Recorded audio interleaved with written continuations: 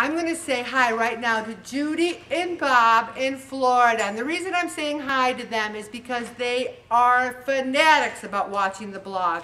And also because Judy's lost 80 pounds.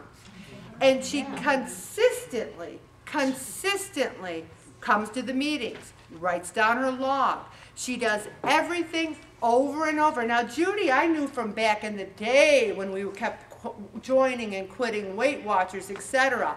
What's different now, and you can ask her when she comes back from Florida, is that she knows, just like I know, that this is something we have to do for the rest of our lives. Now, you might say, oh, Ellen, that's so depressing, or I'm so upset about that. But here's what I said. For the rest of our lives.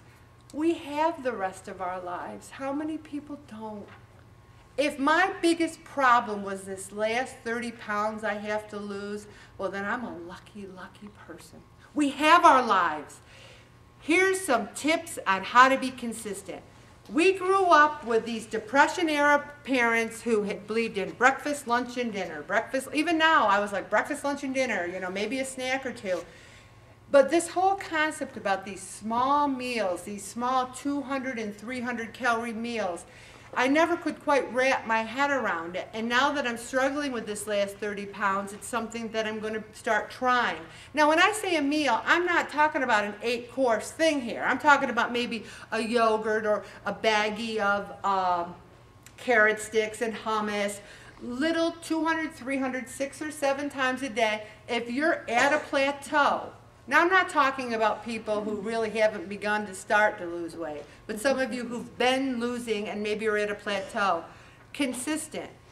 If you are eating at 8 o'clock at night or 9 o'clock at night, if you're grabbing things on the run and you're not planning ahead of time, that will sabotage your success at being consistent.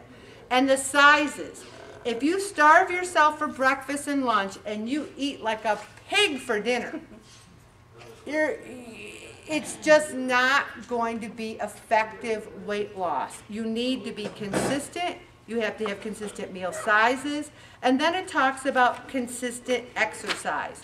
Now, does this sound like you, oh, I don't want to exercise, I don't want to exercise, and then it's Saturday, and then you go crazy, and then you come in on Thursday and say, but I exercised, and then maybe a couple more weeks will go by and you won't do anything again.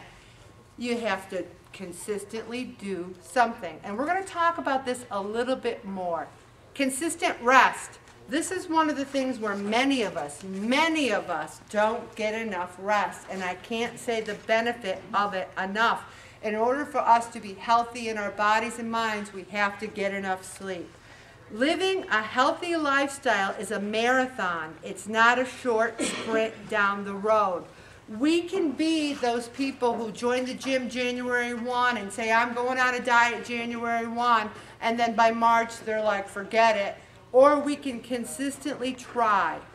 We start with something small. You say, next week I'm going to exercise for 10 minutes. If you're doing nothing now, that's a lot. Then the next week, 20 minutes, and then maybe 2 days, 20 minutes. You have to try something. It says find an accountability buddy, someone you can walk with, do things. We're on a team right here. We have some accountability. Also, it says employ an excuse buster. If you need to make excuses, who are you fooling? Just yourself. You know, oh, I'll do it tomorrow. I did my Shakespeare quote last week, but I could do it every week. How many of us have said, I'm tired today, I'll do it tomorrow? My thing is just to say, do it anyway. Just do something, you know? So let's talk a little bit more about these small, frequent meals. It increases your metabolic rate. So many of us think, well, I'm not going to eat anything and then I'll lose weight. That's not true. Your body goes into starvation mode and it says, I'm going to hang on to everything I get. You need to have some food to do it. And I'm going to talk about the thermogenic effect of food in just a minute.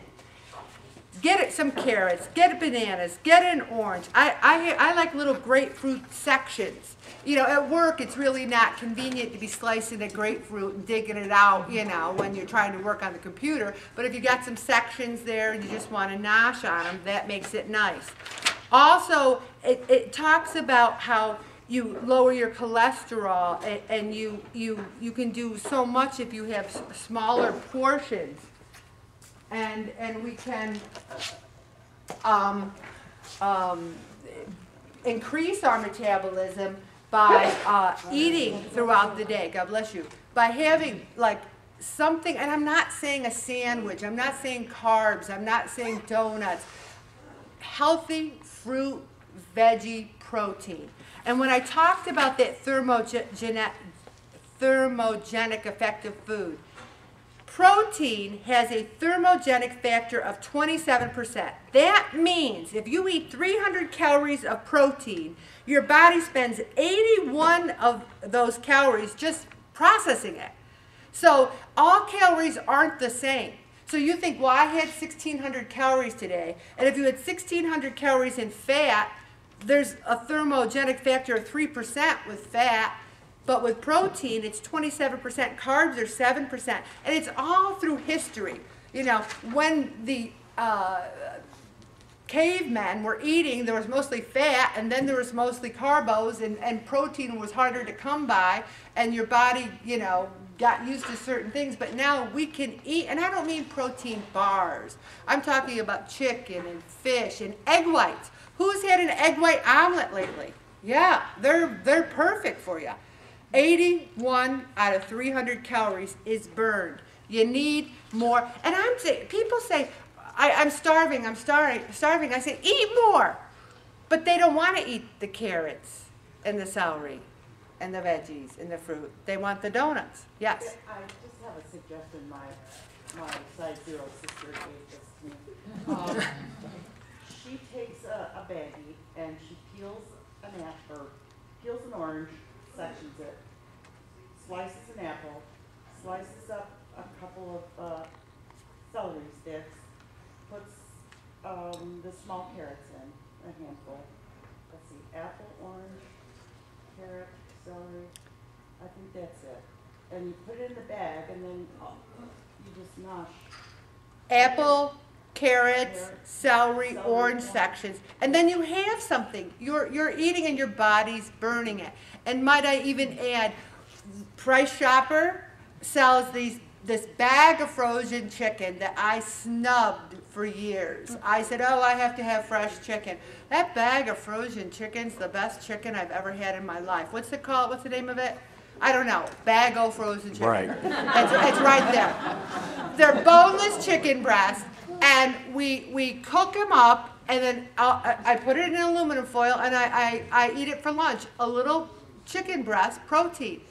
You can make it on Sunday. It doesn't rot over the next few days, and there you have it. So many people are too busy during the week to cook. Sunday's our day to cook, plan for the week. Plus, it's hard for me to eat apples because my teeth are kind of soft. So my beloved husband cuts them up, and then I have like this homemade apple sauce, if you will, but they're actually apple sections. So I'm eating like an equivalent of 2 apples a day, but they're cut up. And we do everything on Sunday. Make a big, huge salad for the day, for the week, and then you just grab a bowl of it. You gotta plan, you gotta do it. All right, we're talking about consistent exercise routine. How am I doing on time, Bob? Let's switch. Let's stop here and I'll go to one more.